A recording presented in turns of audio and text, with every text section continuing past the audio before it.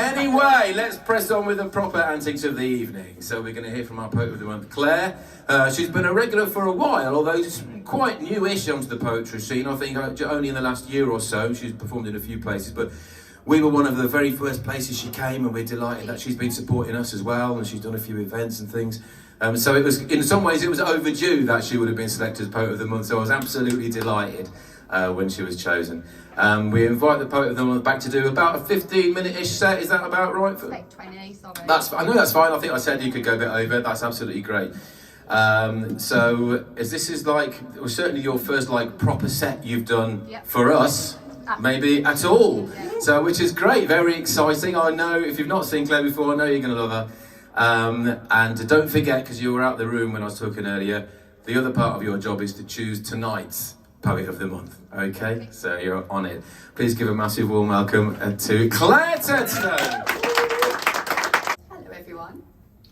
Before I start my set, I just want to say thank you to January's Poet of the Month, Rich, for choosing me and giving me the opportunity to do my debut set. And Mike for hosting such a great poetry evening every month. I love coming. So I'll start by introducing myself. I'm Claire and I'm the local climate, a weather system that will make you question whether I'm worth keeping around. You can try to predict me and prepare, but I'm likely to take you unaware. You wake and start to make plans for the day. Check your app and it tells you to expect 13 hours of happy. It's a clear blue sky, no blues kind of day. It's a head to the park and play kind of day. The logo of the sun on your screen means rain is unlikely to be seen, but it is likely to get hot. So hats and sunscreen are needed, which we proceed to pack, but brollies and rain macs are not, so they are left behind. I do remind you that this very British weather can be kind of unpredictable, and it wouldn't be much trouble for me to pop them in my rucksack with all the other just-in-case crap that I carry on my back these days. But you have this unfathomable faith in your phone and its forecast. So after one last, "Are you sure?" we head out the door, drive a few miles, smiles on our faces to one of our favourite places. We jump out the car and don't have to walk far before we find a nice secluded spot where we can sit under the hot sun. You, with a book, reading words that bring new worlds to life in your mind, as I sit beside you, watching beads of briny dew form on your forehead before tracing their way down your now shiny face. Squinting at the bright sun and clear sky above, you swipe the back of your hand across your brow, wiping the wetness away. "Bloody hell," you say, "this heat's a bit intense today." That's me all right. Claire, Latin for clear and bright, but you might find me too much at times. Like at school, when kids were cruel because I was too bright to be cool. So I learned to dim my light a bit, in hope someday I might fit in. I never did. Therapy is teaching me that actually I'm free to shine and don't have to confine myself, but because of how I'm built, I still feel immense guilt watching you wilt under the heat of my intensity. So I try to find ways to help you seek shade from the sun's serenade. You look up from your book to see me dealing with the overbearing heat by dangling bare feet in the cool brook that babbles by, sitting with my notebook, writing words that give the worlds that whirl inside my mind somewhere else to reside. You start to unpack a picnic, then look back and watch as beads of briny dew develop in the canvas of my eyes, which takes us by surprise. I look up to see clouds have gathered in the sky, swipe a palm across each eye, wiping the wetness away. Bloody app, you say. Said there'd be no sad today. You stop unpacking the picnic, pick it back up again in the nick of time as it starts to pour with rain. "I don't understand," you exclaim, staring at your screen streaked with rain. "According to the app, it's still sunny right now?" And I find it funny that somehow you still have your unfathomable faith in technology, even when nature wants you to see that she is still sometimes unpredictable, and you won't always be able to plan for every eventuality. Me? I'm getting more used to the uncertainty, so I stand and feel the rain on my skin, listening to the sound as it drums on the ground, creating a sense of peace within. You reach out and hold me in a gentle embrace, and I reach into my bag and pass you the brolly that I brought along just in case.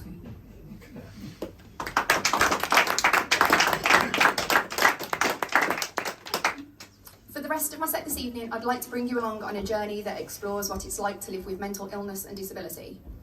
It's not the most light-hearted of subjects, I know, but I'm sure the upcoming humour from Chuck the Poet will balance out the night a bit. I'll be reading my poems as a continuous train of thought, so that's all from me. I'll leave the rest to the poetry. There is a complex reality involved for those endeavouring to solve the mystery that is me. Doctors perplexed at the complex presentation of symptoms before them. So many years of unexplained suffering that could not be seen by their eyes. People that made me feel like my truth was lies. Well, now my body is telling its tale of repression with visceral expression. The sensory overloads that cause my emotions to explode and my body to react in ways that I can't control. As my broken body convulses on the floor, my truth is silenced no more. But as these ever-changing symptoms evolve in their presentation, their frequency and their intensity, I cause confusion. The divide between what they term my physical and mental health becoming ever more blurred. I've had to learn to fight to be seen and heard. And now, as I await more tests, I take time to rest from the fight and take time to appreciate not only the light, but the beauty of the darkness. Can you love me through the darkness? Can you sit with me in my darkness until the morning light appears? Can you sit and just be with me until I learn to face my fears? Can you sit through the discomfort without turning on the light? Can you sit and just be with me without taking on my fight? I couldn't face the darkness. Kept on chasing it away, did everything I could to find some light and make it stay. One day, I let the darkness stay without turning on the light. I didn't run away, I didn't try to fight. I lay in the abyss as the darkness swallowed me, consumed by fear, terrified, alone, lonely.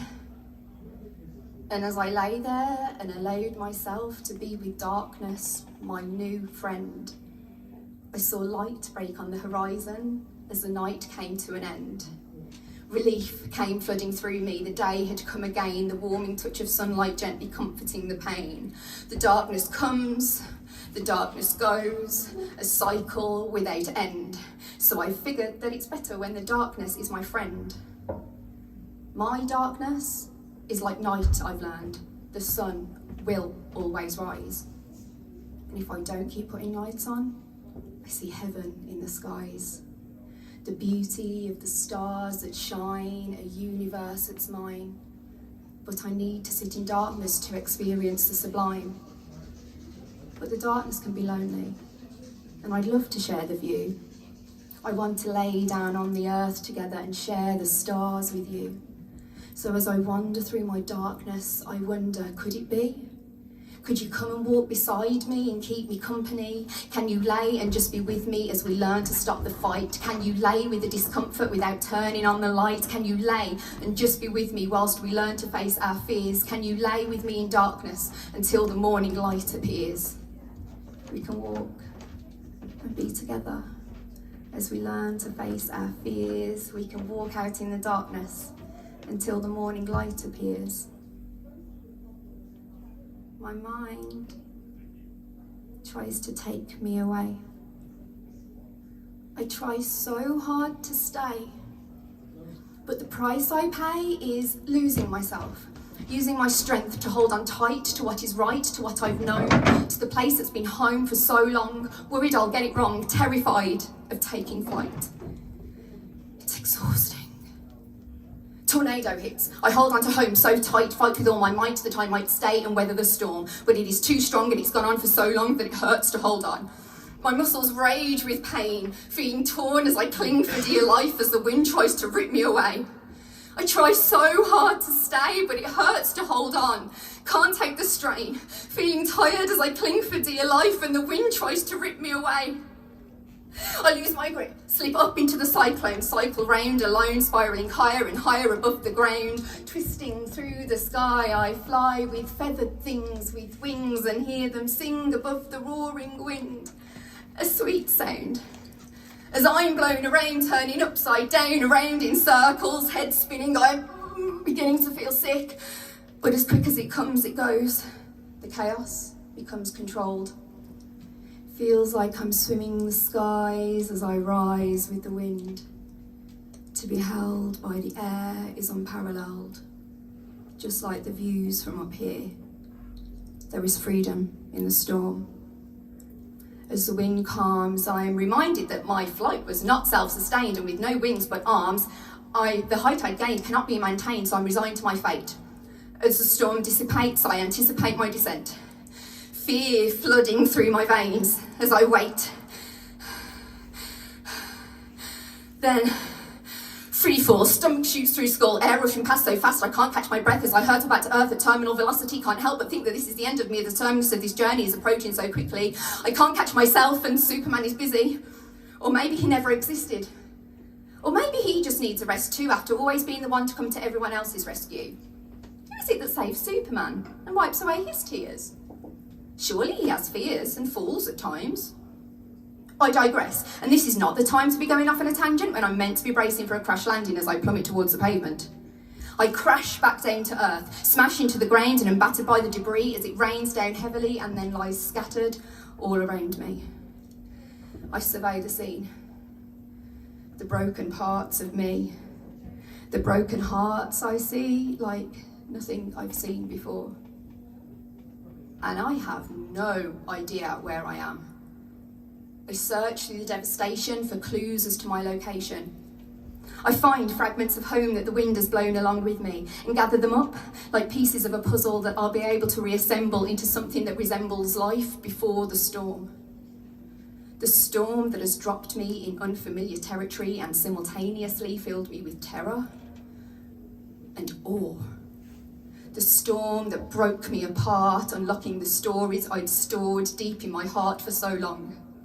I feel them pour from my wounds, words bleeding out, finally freed, leaving a trail behind me as I trace the trail of destruction, following in the hope I'll find my way home. She lumbers along the street, laden with lethargy, shoulders hunched, eyes focused on the ground, overwhelmed by city sounds. She used to walk around, eyes to the skies, mesmerised by the mixture of tall glass towers and exquisite stone structures, bustling with life. She'd feel alive amongst the chatter of strangers as coffee cups clatter against saucers in side street cafes. The raised voices of friendship, laughing and joking as they gather in groups as she did in her youth. Dancing away, city nights, illuminated by city lights. But now they were too bright. And the colours, too loud. And the places, too crowded. As people push past her and rush to go faster, she's stuck in slow motion in commuter commotion. Her chest starts to tighten. She struggles to breathe. Then a siren squeals past and she lets out a scream. Hands clasped to ears. Eyes stream with tears. Gasping for air. Suddenly aware of every sound. The group of friends' laughter is now aimed at her. And the siren song warns that something is wrong. A car horn blares and the sirens won't stop. Everybody stares, and the sirens won't stop. She staggers city streets searching for silence, but the sirens won't stop. Construction site ahead. Jackhammer resounds in her head. Concrete breaking apart, just like her.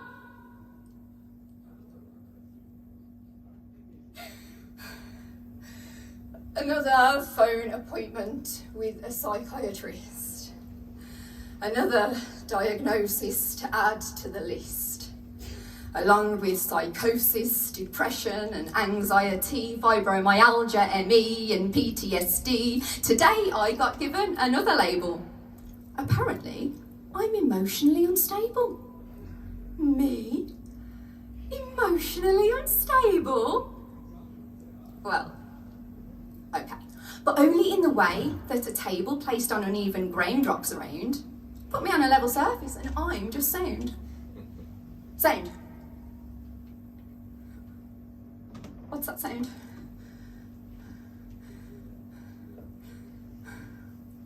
If I close my eyes, the sound of tyres on rain-soaked city streets could almost be the sound of the sea. Each car that drives past, the gentle crash of a wave as it breaks on the beach. By the sea, away from the city, a place I long to be. Free, unconfined by lines of towering blocks of grey and glass, surrounded instead by towering trees of green and grass where I can walk barefoot and reconnect with the earth around me. By the sea, to feel toes sink into sand, not feet in shoes on concrete where I currently stand. I pause in the street, close my eyes and lift my face to the gentle heat of the sun. The rain clouds have gone, and I hear birds sing songs of freedom. With head tilted back, I open my eyes, see only blue skies. And just for a moment, I'm where I'm meant to be, away from the city, by the sea. You gave me a break. I'd like to say it was a week by the sea, but my break was one from reality. It left me broken and weak. But you see, it also set me free. Allow me to break down what my breakdown did to me. I was suffering silently, suffocating slowly, monotony like carbon monoxide infiltrating my lungs invisibly. I went to sleep in monochrome, life blurry, but then you spoke to me. Broke the monotony and I awoke to see a world in HD, with colours I'd never before perceived. You had opened my eyes, made me realise to my surprise that there were experiences that existed beyond my wildest expectations. I'd never felt so alive. I'd never felt so terrified. Life is sublime. I got stuck travelling through time. The world feels fresh and new. Well, good for you, because in my view, it's a messed up piece of shit and there's no saving it. There's life and growth and beauty everywhere. All I see is death and despair. I can see everything so clearly. Can you really? Can you see the pain I've been in? I can feel the rain on my skin. How about you try feeling the pain that I'm in, that we are in? How about you try remembering? I remember the joy, the freedom, why it was all created. Well, I remember being pinned down, sedated. And this break we've been given is fucking overrated. I'm fighting phantoms, dancing with demons. And I'm tired. I'm so tired. No more strength to hide these battles raging inside. No more strength to hide the tears I cry or to silence the voices that want me to die. I'm tired of the truth, but more tired of the lie. I'm tired of the tired. I'm tired of the pain. All of these voices, they drive me insane. I'm tired of the strength that it takes to remain. I'm tired of the system, but too ill to complain. With each new appointment, I need to explain all of the shit that goes on in my brain, repeating myself over and over again. I enter another new doctor's dominion. Dissociative disorder is this one's opinion.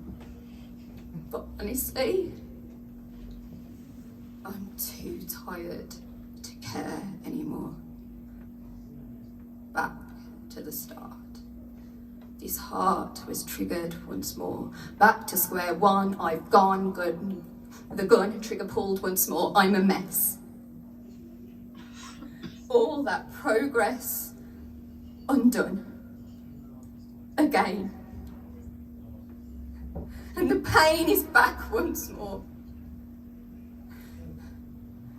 But, of course, it's not square one. It's not undone. It's just a feeling on this journey of healing I'm on, and as I sit with the pain, letting it rain down upon me, it is set free, and I'm no longer a slave to the attention it craves. By paying it heed, I fulfilled its need to be acknowledged and validated. No longer alienated, it dissipated, dissolved, and I evolved. Thank you for listening. Oh, wow, Claire! That's the first time Claire's ever performed anything apart from that open mic and stuff. Mate, you smashed it. That was brilliant. Really good. Really good. Thank you so much, Lindsay. That was quite wonderful. This is exactly why I like doing these poetry nights, because you don't know what you're going to get. You get a huge variety. You get all sorts. New people. It's just great. That was really good. I enjoyed it, and you can tell from the response everyone else did as well. Thank you so much. You're all right, because it's a bit heavy. Okay, you can chill out now. You can relax and breathe. It's all done. Now you've just got the easy part about watching everyone else and judging them. So that's okay. All right. Excellent.